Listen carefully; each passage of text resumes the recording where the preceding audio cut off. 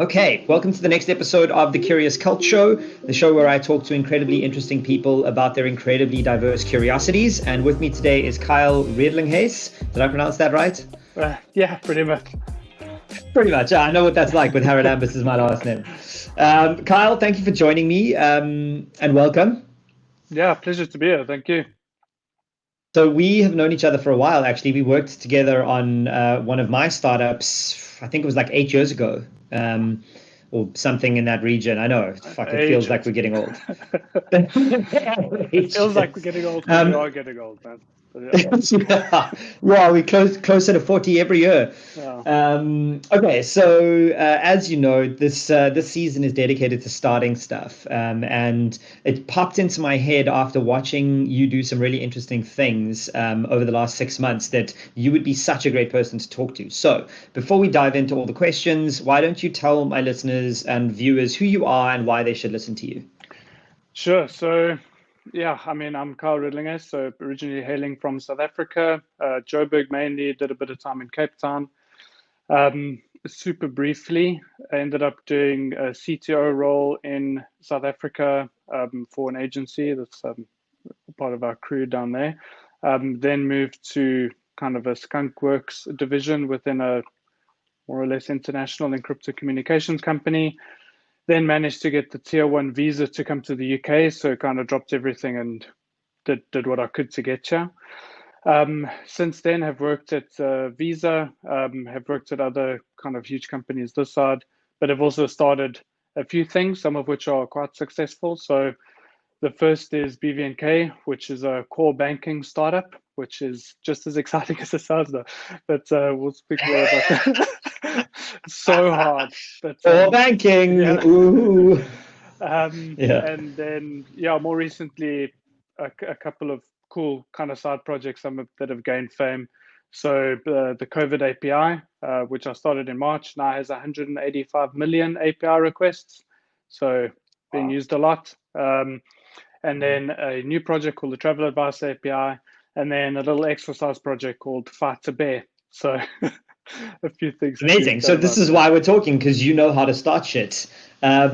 So let's get right into the questions. Do you remember the really first difficult thing that you started or set your mind to? Anything that you can think of? Yeah, I mean, so obviously there's a few of these, but I think one of the biggest ones was when I was in Joburg. I'd just done like a year or whatever overseas to find myself, when you're around 20, that stuff starts to happen. And I came back and was working as a sales assistant for Boogaloo's, which was like kind of a rad job for me, right? Because I loved skating. So that was Yeah, cool. it's a skate park, for those who don't know. Yeah. Yeah. And then anyway, ended up going more into the technical side. And one day I wanted to, like, for a new company, and one day I wanted to start a side project around music and like this kind of social network. But I decided to build it myself. So I started learning everything from scratch, like jQuery and HTML and CSS, and then PHP, and then the server stuff, etc. Through How long learn, ago was this? oh my God, 10, oh, no, 15, yeah, I don't know, 12, 13 years ago, something like that. Yeah. Okay, so early 2000s. Yeah, it was my first foray into kind of the web development side of Okay. things. Anyway, long story short, that night work and hustle led me to actually getting my first job in Cape Town, which happened a couple of months after that. So then I packed everything up and moved to Cape Town, overselling myself as you always do. And then as soon as I landed there, just spending, 4 or 5 hours a night kind of making sure that I can do my job and more than I was Yeah. expected to do. Yeah. That's so interesting to me. I mean, like I've known a lot of developers through all the work that I've done, and they're very hard for most of them to kind of pinpoint that moment where they were like, "Oh yeah, I'm gonna dig into this." So like, what was the moment where you were like, "I think I want to be a developer. Where do I start?" Oh God, no, for me it was easy because it was, let's say, outcome driven, right? So I had an idea and I thought, of course, this is going to be the next huge thing and like it's a great idea. And I hated relying on other people to do it. Well, I didn't hate it, but I thought it was like less than optimal, right? Like I want something Hmm. built and I have to like find money because I wasn't earning a lot, obviously. Well, not obviously, but I wasn't. kind of find money and put it towards this. Whereas why don't I just like, I think I'm fully capable, so why don't I just learn it and kind of see what it's about? And then after you put in, I don't know, 10, 20 hours, you're like, oh, wow, this isn't as hard as I thought, right? Like there's more here. And Yeah. then now that I know this, I can do this and all of these things. So interesting. Yeah, actually, I've been thinking about this idea of what I'm calling overcoming awkward. That like awkward moment when you start learning something or you just launch something and it's super hard and you don't know all the ins and outs of it. And Yeah. most people just back away from that and they're like, ah, I'm out. It's too awkward, feels too weird. And it's Yeah. interesting to me. And that's the whole point of this podcast is there are people who lean into that awkward feeling. And clearly that's what you did. I mean, to be honest, that awkward feeling. So I first kind of heard of that feeling by reading Josh Waitzkin's book, The Art of Learning, Yeah. and it's basically that discomfort, where you're like, oh, I know a little bit, but not enough, and like I feel like this isn't a great feeling, but that feeling is when you are learning. Like that is the most active learning time, that awkwardness, right? So Wow. I've learned when that happens, it's like, cool, I'm busy learning now and growing. Do I want to carry on or not? That's another question. Ah, man, that's such an interesting way to reframe that awkward feeling is that's the feeling of learning, that Yeah. awkwardness. Brilliant. I love that. Okay, so next question, have you ever been held back by fear of failure or, something that's kept you from starting something, like a very definitive example of that? If not, that cool too. Yeah, I mean, I don't think so. So, I mean, for me, it normally comes down to risk or reward. So it's not being held back. Um, it's more, sorry, an Ayn Rand quote just came through. Like, I'm a huge Ayn Rand fan, right? And I know a whole bunch of people. I'm well aware. Yeah. This is why I knew this was going to be an interesting conversation. There's many people who don't like it. I honestly just think they misread it. But it's there's a good quote. It's like something like, it's not who's going to let me, it's who's going to try and stop me, right? So Ah, yeah, brilliant. I don't view kind of like opposing forces like that in the sense of being stopped. For me, it comes down to, is it something that I want to go for? Is the reward high enough for the risk? So there's a couple of projects that have fallen by the wayside because of that, but we'll get onto BVNK later. So it's not a, But very analytical, right? yeah, Like it's it's so not. it's not like a gut thing. You just like uh, the reward doesn't outweigh the risk or whatever. yeah, it's more like, am I pumped enough to try this risk, basically? Like, am I Oh, excited okay. enough to get this potential reward which outweighs this risk? If it's something super boring like accounting software, even though the reward might be huge and the risk is like, meh, I'm not going to be keen. Yeah. Interesting. Off the top of your head, do you have clear measurements and metrics for that risk reward calculation? Like you were saying, are you pumped about the project? Is it an industry you love? Like, do you have those written down, or is it just like a feeling?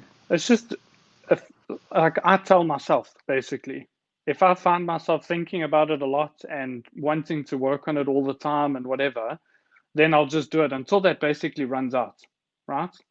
And then it's like I'll Hmm. have something cool, then I'll move on to something else, and then I'll move back more often than not and switch between. Okay.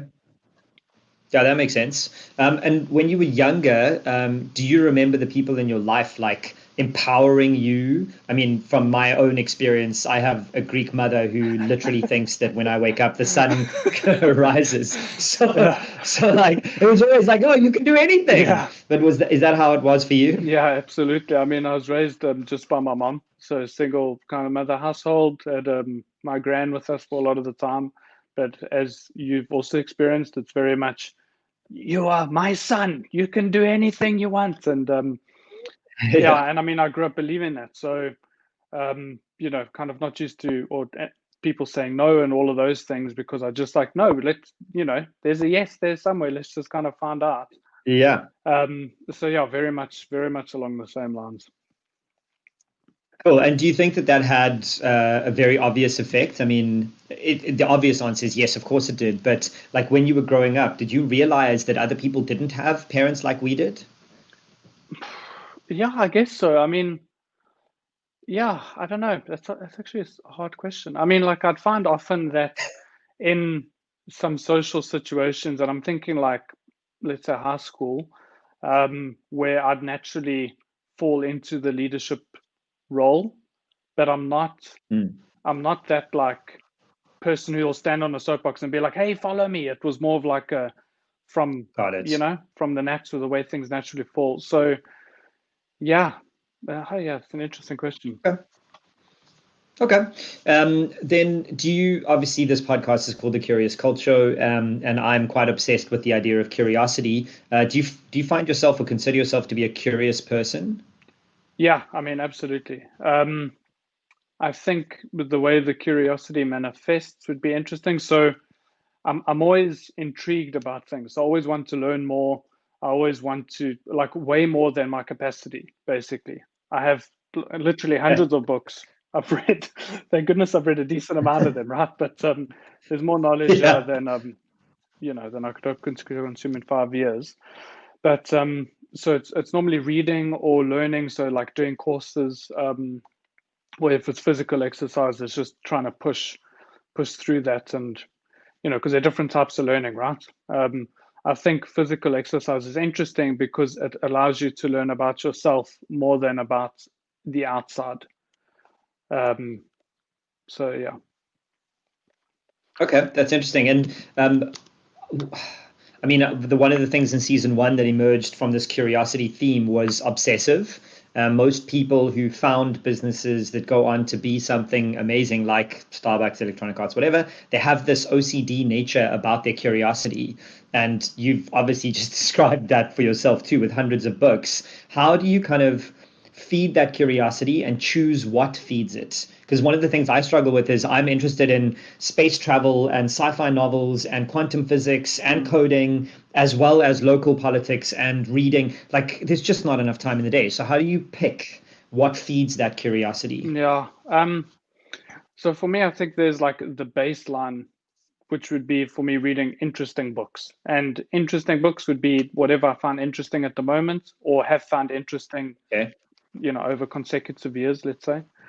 Um, but then there's the other side, which is more kind of the immediacy of curiosity, where I'll be like, oh my God, I'm super interested in this project. I'm going to spend everything I can, blah, blah, blah.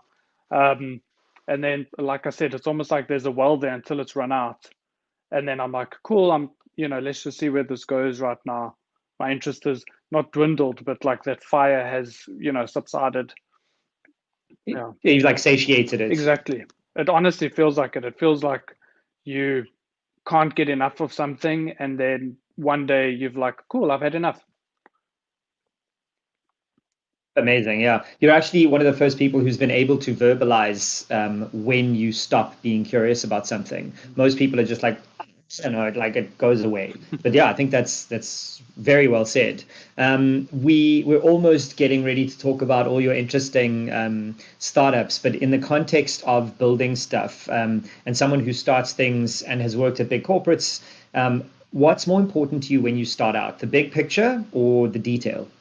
So, I mean, the right answer is it's always a mix, right? But if you are starting out, for me, it's always the big picture that you start with. So, and I mean, I've started so many projects. I mean, 90% of are kind of in the project graveyard, but I've learned a lot from them, right? It's always the case.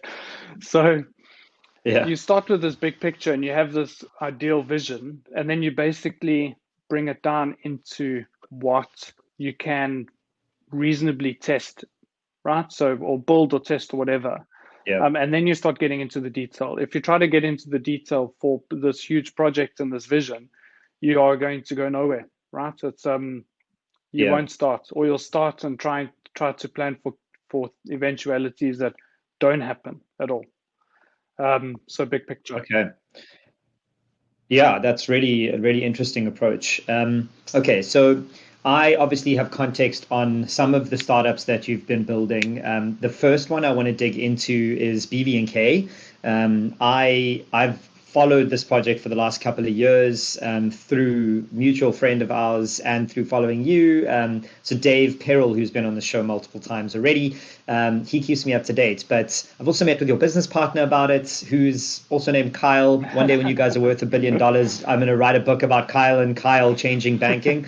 Um, but I think that the question I want to ask you about BVNK is very pointed. How do you know when to walk away from something? Oof. Because BVNK has been deep, deep, deep, dark into the Yeah. trenches, super high into the sky, and then deep, dark into the trenches again. Yeah. Why are you still building this business after so much struggle? That is such a great question. And honestly, it's a question I've asked myself. No, for real. I mean, I started this company because like I wanted to start a bank, and you're like, actually starting a bank is super hard and you need like 30 years experience and whatever. So why don't you start with the technology, which is something I can do, right? At least to whatever degree. So started BVNK, Yeah. had obviously all of these massive ideas of, oh, this is going to happen, that's going to happen. It doesn't. It almost never does. So we got to a point where we'd been around for like 2.5 years. Our main source of income stopped, right? We were consulting, so we were doing the typical consulting to bootstrap the product, and it worked for quite a while. And then, we still hadn't found product market fit. The money had run out. Like I was tapped out because I put a lot of my personal money into the business. The angel investor just kept investing as well. And then we reached a point where it was like, well, what's next? You know what I mean? Like when, like. And at this point, what is the product and what market are you trying to go after? So we got into an accelerator called F10. So they're a fintech accelerator based in Switzerland. We targeted Switzerland because there's so many banks there, basically, and because of the way it is, if you get into one bank, you'll get into others, right? They all know each other. It's all kind of homogenous. So the product was core banking software. As we found out during our journey, that's way too broad, right? Like core banking software has literally thousands of features. So we were trying to find that like one thing that we could like, what is that one product? Is it onboarding? Is it like one part of digital SME banking? Like what is it? And we found a tangential product that kind of saved us. But at one point, I was like, cool, if this doesn't happen by here, then I'm going to close down because I'm not putting any more money in. We haven't found product market fit. So not what's the point, but we've tried, we need to reset, and I don't think we can reset from where we are. Okay. I mean, David described it as like, you were in death's waiting room. Death had come for you. He'd taken you into the waiting room. He was opening up the other door and you saw a gap and you ran out. So that's where we are now, running out of death's door. Okay, so basically, it's very typically startup. I don't know if you've read Paul Graham's essay, How Not to Die. But basically, that's the balance of a startup, right? Is you're fighting off death while you're negotiating with someone to save you. And it seems like that's where you're at. But now you've found product market fit and you're choosing to stay with this business. But did you skim down from the broad open banking, like we want to be core banking software, to something specific, and now you're going with that? Yeah, so the approach has been a kind of needle in, so you can get into a client and then expand. So the goal is still core banking, right? Or like, let's say platform banking, right? So, not just the core, all of the things around. And basically this new product, which is conversational banking, which is really cool. It allows people, we've partnered with Wire and Swisscom. It allows people to digitally sign legally their documents for things like trade executions through the app. And there's an auditing trail and all of this other stuff. Wow. So like there's an obviously immediate use case, especially with COVID and everything that's going on. So like that is a good product, right? I think it's a good product for the market, but it is fairly far from where ideally we'd want to be. So the next set of questions we are going to have to ask is, do we want to try and bring it into platform banking? Like, is that something we actively want to try to do? Because it is super hard, but we're hoping that with these clients of conversational banking, we'll get insights. And they tell us, oh, we need a CRM system. Oh, our payments gateway is like super messed up. We can't do X, Y, and Z. And then kind of eat our way down. So to be honest, we are still finding out what the company is going to be. Interesting. Kind of that saying, you're building the parachute while you're jumping out of the plane. Yeah. I think a bit more optimistic than that. That's funny. Okay, so sticking with BVNK, firstly, where can anyone find BVNK if they want to? Yeah, so just go to bvnk.co. There's a bunch of info there. Yeah. Okay, brilliant. And then if you had to, looking back on the last 2 years, do you feel like that 2 year period of stress and anxiety and money was justified for where you are now? Or do you feel like you could have started from today with this idea and been in the same place? Yeah, I mean, that's a super hard question to answer. Because we wouldn't. So I guess if we had to start again with the knowledge that we have, we would be able to get to this place very quickly and cheaply. But Okay. the knowledge that Okay. we have came at the cost of the last 2 years. So I don't think you can kind of separate it. I mean, there's all of the learnings that we have, connections that we've made, money that we've raised, etc., is from the valleys we've been in. The struggle. Yeah. Okay, cool. So now I want to go back to the start of lockdown, and talk me through how lockdown led you to the COVID API. So we were actually at F10 when the lockdown kind of really kicked off, right? So we were in Switzerland, Kyle and I, and things started kind of trickling, and then they went like full waterfall. So Italy closed their borders, which is like next border Switzerland. So we were like, oh, this is like a little bit problematic because we're still going to be here for like a week and a bit, right? So Yeah. I wanted to know what the odds are of us being in trouble. Like, so Switzerland closing its borders, which, normally they don't stop people leaving, but just in case, the UK and South Africa closing their borders, or Dubai, because we transit through. So I wanted to be like, cool, I just want a graph so I can kind of guess, like at this point, Italy did X, Y, and Z. So, what's the equivalent? Couldn't find a data source. So, like an API. So on like the Friday while people were playing foosball, I was just kind of hacking away at like a super rudimentary implementation of effectively transforming data that I found from CSV and just exposing it through the API. So the CSV data source is John Hopkins. But anyway, so Well, I want to stop you with a couple of acronym explanations. So, for a lot of people, CSV is not an obvious thing. That is an Excel spreadsheet, just a table of data, right? That you've now gotten from the hospital. John Hopkins University, yeah. John Hopkins University. Okay, and then talk me through for the dumb question: what is an API, and how does that data matter in API? Yeah, like, what sure. is that? So an API is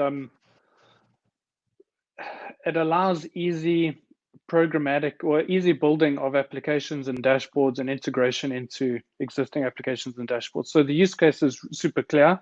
I want to see on a graph what the data looks like.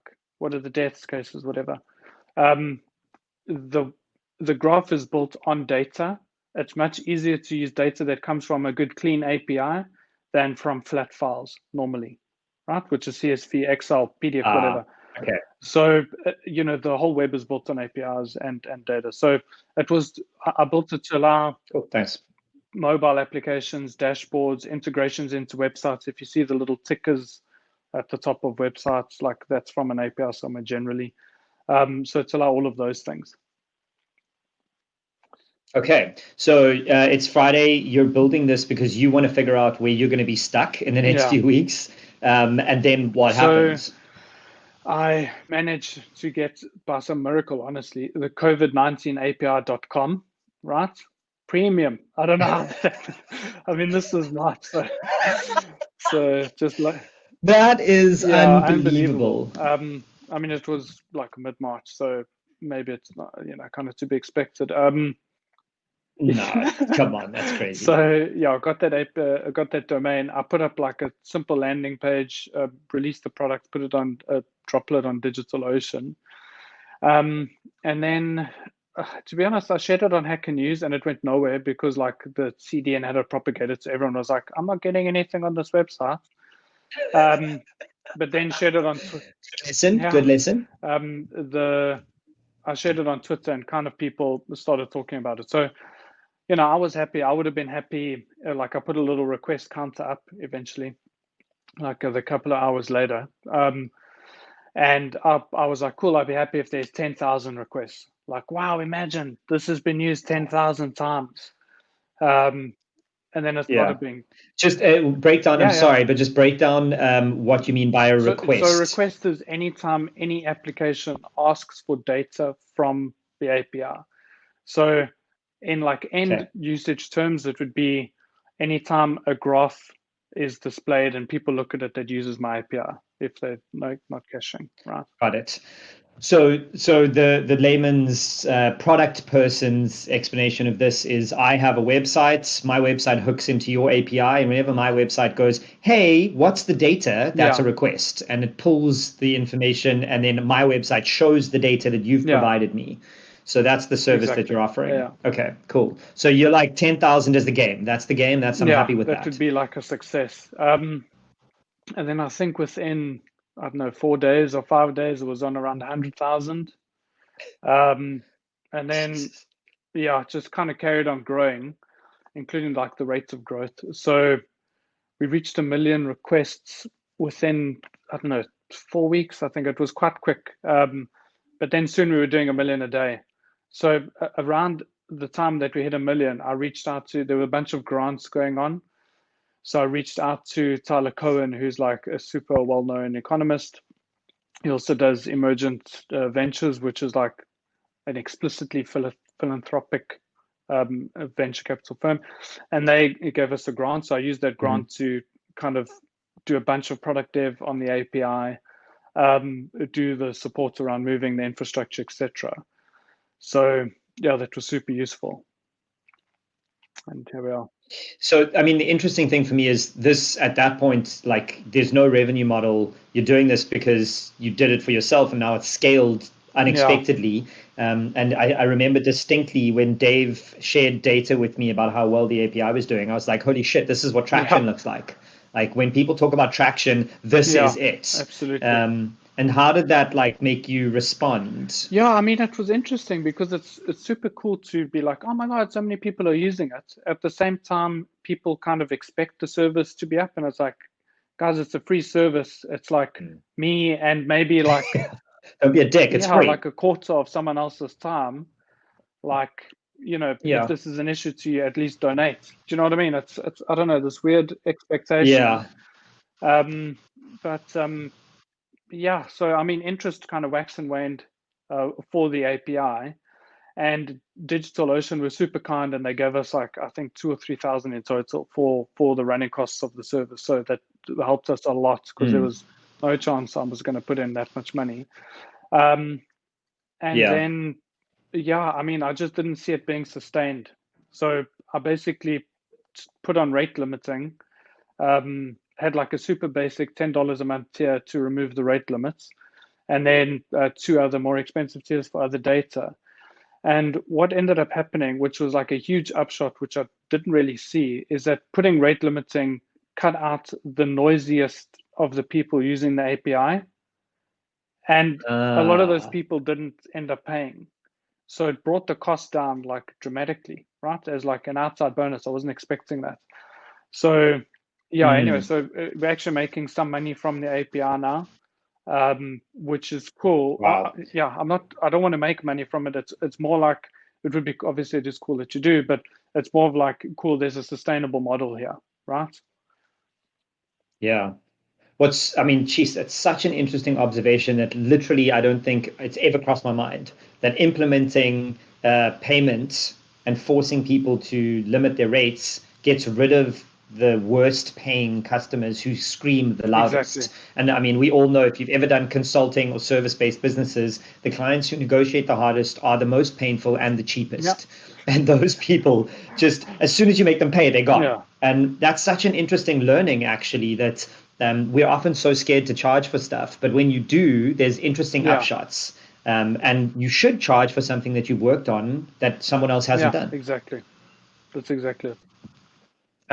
So what's the future of this COVID API Um, plan? I'm just making sure the data is clean, because that's always a challenge. And What does that mean? it means that sometimes an error on our side, on the logical side, has resulted in some data being wrong, or at least displayed in a wrong way, or data from John Hopkins' side was entered in either like recently or previously with some wrong data. So you'll get like 100 deaths, 200 deaths, and then like zero, and then zero, and then like 220.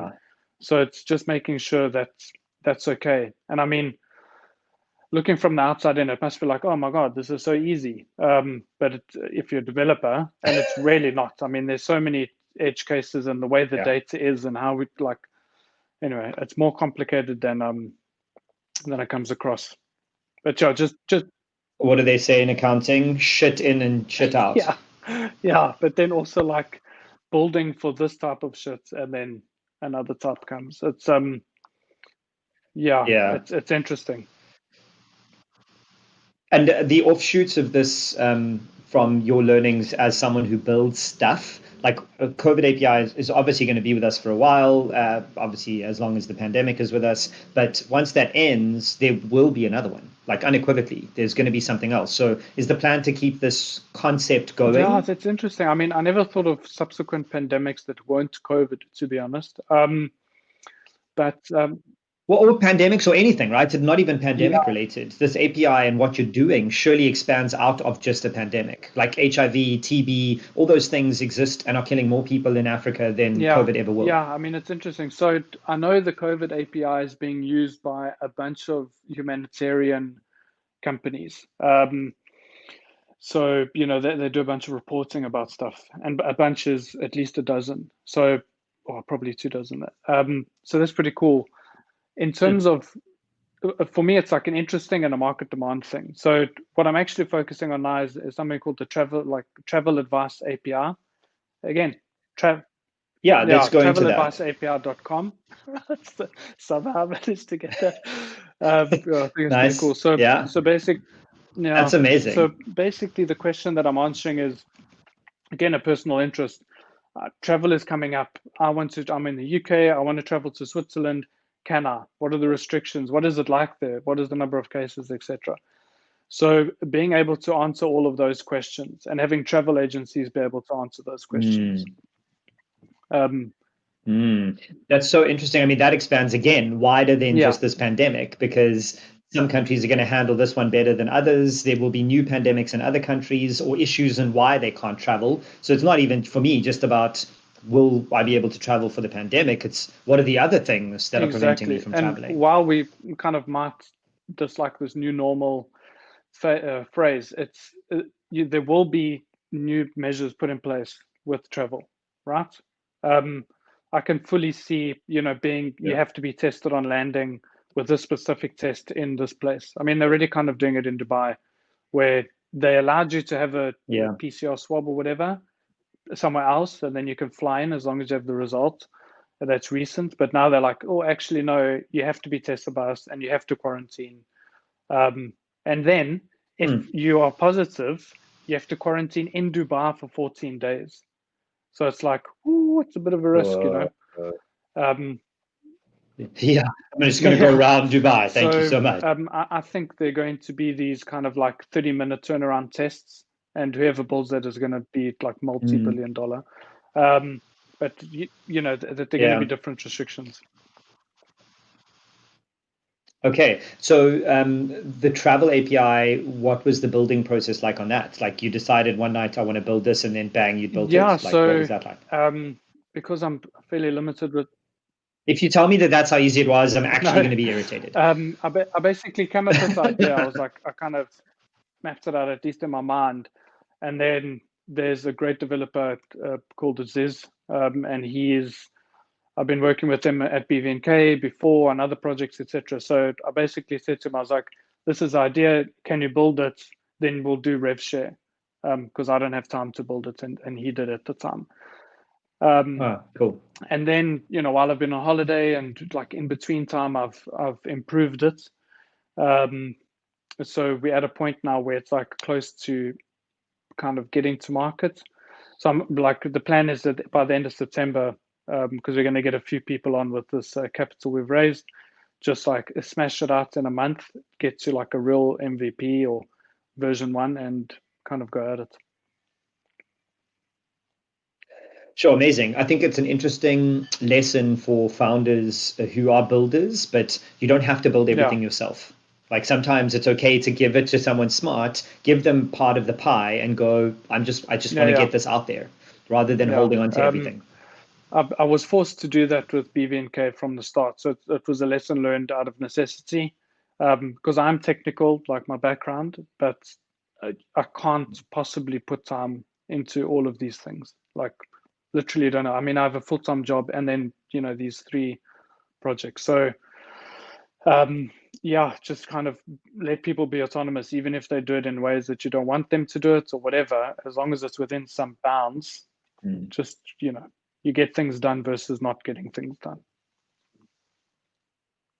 Yeah, I mean, you mentioned full-time job. I'm now interested in how you balance that shit. I mean, you have a life, you have a full-time job, you have 3 and a bit startups that are kind of all Yeah. in flux. Is there a point at which you're going to point your attention 100% at one of them? Because my gut and my advice to every young founder ever is do one thing, do it well Yeah. until it's done. And Yeah. you've got 4. Oh, so yeah. I mean, I think doing one thing and doing it well would have to be at the minimum a side project normally because you don't have the money, right? It's so easy and this is close to me because I'm the CEO of BVNK, but I'm not full time on it. So like every investor, whatever, is like, oh, you need to be full time on it. And it's like, well, I can only be full time if we get investment, and I'm not going to be full time before because then the money we have is going to be 0 in 2 months. Right? Of course, yeah. Yeah, yeah. Because you have to pay It's yourself. so Yeah. easy for Yeah. people without skin in the game to just go, hey, you should do this thing that's like super risky, but we think we're right or whatever. It's like, dude, no, you know. So just be comfortable Yeah. with that stuff. But in terms of time management, I basically set aside like 2 hours a day and then more on the weekend to do side project stuff. And side project actually includes BVNK because I don't have that much time outside. And then I Yeah. basically just focus on kind of what matters. And I define what matters by either what's driving revenue or will drive revenue, or has become something that just absolutely needs to be done. Because one side of having a startup with employees and funding and whatever is all of the admin, which I hate and I'm terrible at. So like one of these like burning things would be making sure our financials are reported, right? And that's like I'll actually just keep putting it off until I have to It's a do big it one. because there's all of these other things. Yeah. It's like I, Yeah. I'm really there's a line for me when work stops, any work stops versus so I'm quite hard with that. So if there isn't time, unless it's like super critical, like if you don't do this, everything is going to die. I normally kind of ignore it basically. I mean, that's an interesting thing for me. A lot of the work that I'm doing at the moment is focused on side hustles with people who've never done them before. So obviously, the pandemic has forced a lot of people to look at diversifying their income streams. And one of the things I get asked or told a lot is I don't have the time to build a side hustle. And my response, my immediate response to everyone all the time is, how much TV do you watch? Because on average, South Africans watch 6 hours of TV a day Jesus. on average. 6 hours. And in America, it's nearly 8. Dude, America, it's nearly 8 hours. Can you just fucking imagine watching 6 to 8 hours of TV a day? So my immediate question to them is, how much TV do you watch? If you watch 4 hours, watch 1 hour, and then you've got 3 hours spare in the day. If you wake up at 9 o'clock, wake up at 6 o'clock. So what does your day look like with 2 hours on average of side hustle work, a full-time job, a partner? Exercise. Like, where do you find the time? Exercise, yeah. Like, what does a day look like in your life? I mean, I actually just try to schedule. Like, I'm a big fan of schedules, but I'm also trying to be more free. To actually, like, so it'll be waking up at 6 or 6:30. I used to wake up at 5. As soon as I can again, I will. Honestly, I'm a huge fan of morning time. And the reason I can't right now Yeah. is because I'm just like super tired, basically, right? So either going to bed later or like just generally trying to be tired. So yeah, I wake up at 6:30, do like an hour or so is like writing, reading, planning, whatever. Do an hour's exercise, and then basically try and set aside half an hour blocks when I can, um, through to the end of the day at like between 6 and 7. And it's not stealing time. It's like, so if you're working on a project for like a client or whatever, there'll be a natural pause. So with that natural pause, you can take a coffee or whatever, or you can kind of just jot a few thoughts down of this other thing. And I find that most of the time it's enough of a cognitive shift that it actually still counts as a break, right? Because it's a fun thing. It's like, Yeah, you'll I be agree like, with oh, that. this project, like I wonder about this, and you're sketching and you're thinking over coffee or whatever. That still fully kind of counts as a time put in. Yeah. And when do you get your 6 hours of Dude, TV? I mean, the only TV I watch is with my fiance in the evenings. Or like I'll Yeah. watch an episode or two of it. Like I'm a huge anime fan. I'll watch anime over lunch. But it's I don't watch a lot of TV. Even if she's we're watching whatever TV. If I'm not interested, I'll read on my phone or on my Kindle or whatever. Yeah. Yeah. Yeah, that makes sense to me. I can't believe 6 hours a Okay. day, dude. I So, can't get over that. That's like almost as much as you sleep. dude, I mean, not even kidding. Even if it's half that, yeah, even if it's half that and it's 3 hours, that's still Dude, like, you where do you can find build 3 hours for TV? yeah, Maybe on a but imagine weekend. what you can do with 3 hours more a day. Unbelievable. Yeah. Jeez, like, yeah, I mean, and listen, I try and get those 3 hours by waking up between 5 and 5:30 so that I can No, yeah. find those hours. And I mean, I watch maybe half an hour of TV a day. It's nuts. There's a question that I don't ask anyone. I haven't asked anyone, but I am going to ask you because I think you're going to give me an interesting answer.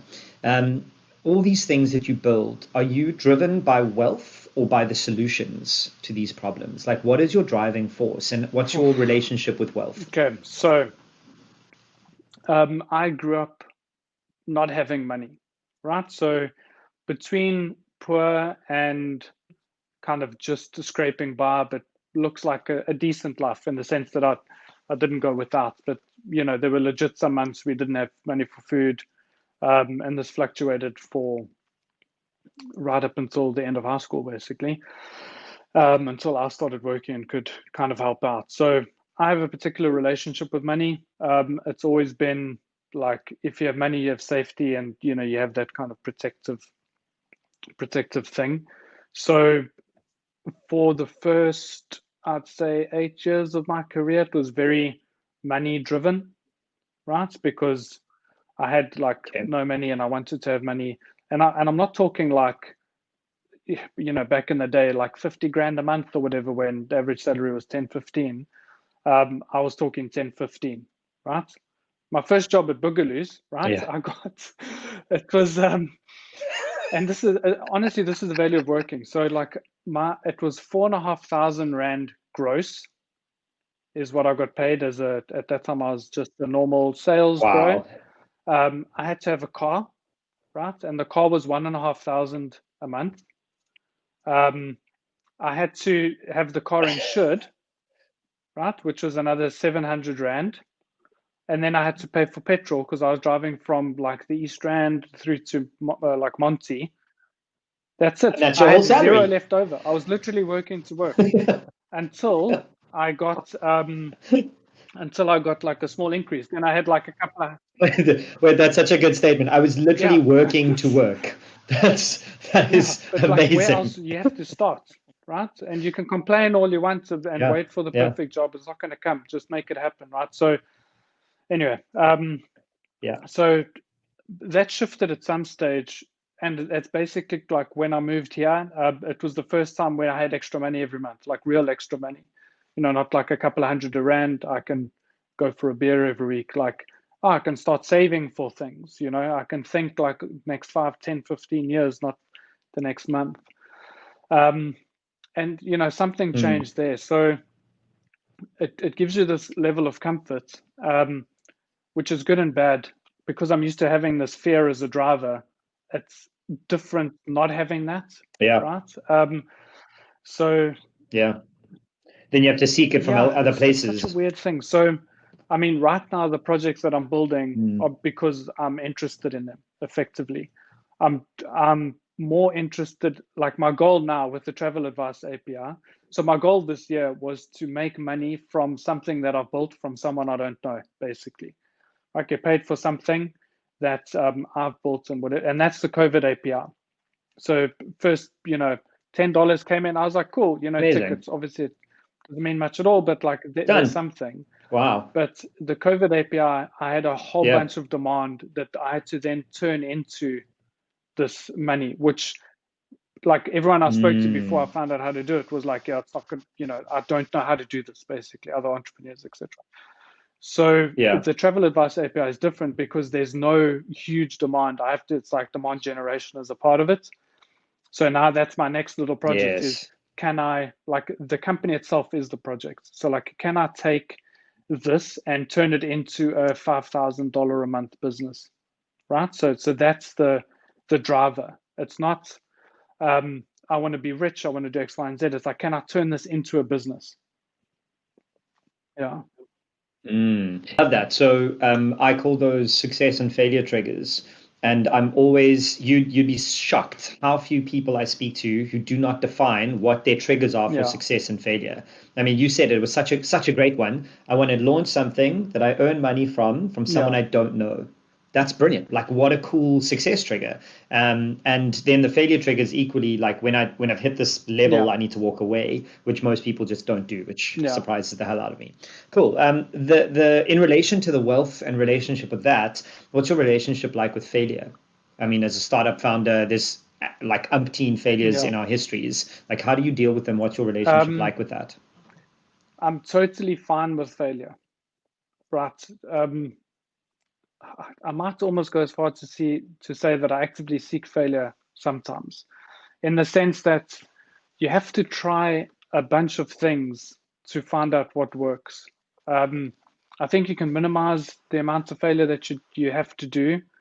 And this is something like you have an idea, you have an MVP, you wait till you have product market fit before you get investment, before you do anything. Like getting investments is often a lazy way around finding product market fit, right? So there's a bunch of ways to minimize failure, but I think actually context would help. I think, and this is a belief that I have for a while now, is that growth, personal growth, whatever, only comes from struggle. You cannot grow outside of struggle, right? And a failure is a part of struggle. If you don't struggle, you're not going to fail. If you don't try, you're not going to fail. So for me, failure is completely, it's par for the course. It's like having breakfast in the morning, right? It's going to happen. And when it does, you learn from it, you see it for what it is, and you move on. Listeners of the first season and a few episodes in this season will have heard me talk about this before, but I completely agree with everything you've just said around trauma leading to growth. And there's actually lots of psychological research done on this, and it's called post-traumatic growth. That the theory is everyone in some way or another benefits from a trauma, no matter how dramatic and hurtful and harmful that trauma is. And there is research to back this up. I'm actually hopefully waiting for the psychologist who pioneered this to get back to me to feature on the show, because I believe it's such a fundamental part of why people like us build stuff, is because we overcome the failure and use it to be better. It's also in relation to that imposter syndrome. People refer to it. We've known about it, but there's another version that people call imposter phenomenon, because it's a phenomenon that helps people who use imposter syndrome to become better. And in my context, I don't know how to build a sock company, and I don't know about manufacturing. I feel like an imposter. Let me learn. Whereas a lot of people go, I feel like an imposter. Let me back off. And then they run away. So there is this interesting balance. But yeah, I completely agree with you. Trauma is a good thing. Failure, you should seek it Yeah. out because it makes you I better. mean, just on imposter Um, syndrome, it's just literally something I deal yeah, with every day, right? It's I don't know. It's so every every single day, damn it's like, day. oh, I can do this, but can I really? And these people think X, but is that true? And I mean, moving into the phenomenon thing, like I think I'm an okay programmer. Like I think anyone who knows me would say I'm like really good or whatever, but I don't, because I guess I define good differently. So I've started like learning Mm. more about programming, like reading books on refactoring and like what clean code looks like, blah blah blah. See, Yeah, imposter phenomenon, yeah, not it's syndrome. just really interesting. Yeah, It's pushing no, you to be exactly. better. And I think for me, there's three things that I've started to tie together, and hopefully this will go into the book too, is imposter phenomenon tied with the Dunning-Kruger effects leading into post-traumatic growth. So Mm-hmm.